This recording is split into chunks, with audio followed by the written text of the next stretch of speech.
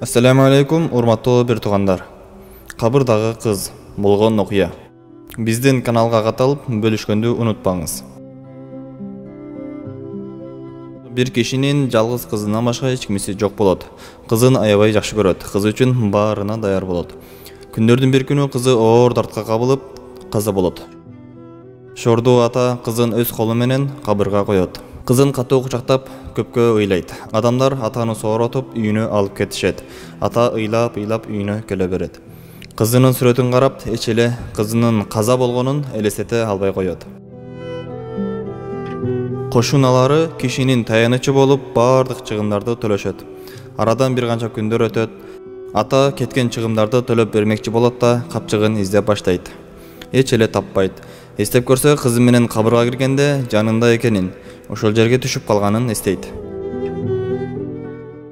Эртеси туруп имамдын алдына барып, ал акыбалды түшүндүрөт да, кызымдын кабырына түшүп, капчыгымды алып чыксам болобу деп суроо узатат.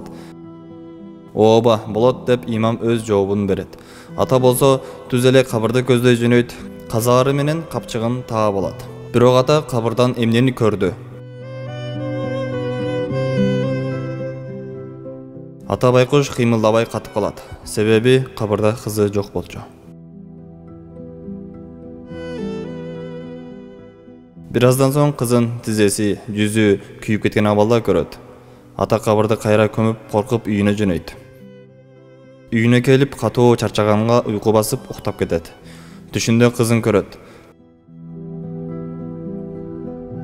Ата кызынан сурайт. Мен кабырга түшкөндө сен жок элең. Кийин неге баардык жериң күйүп кеткен абалда көрүндүң деп суроо коет. Анда кызы: ата, мени периштелер ар намаз убагында азаптай беришти. Неге кызым? Себеби мен намазды өз убагында окубайт элем деп жооп берет. Урматтуу бир туугандар, эгер жумушка кечигип барсак, башыбызды жерге салып уялабыз. Намазыбызды кечиктирип, өз убагында окубай, кыяматта Аллахтын алдында кантер экенбиз. Алла Таала амалдарыбызга бекем кылып, кыяматта жүзүбүздү жарык кылсын. Амин.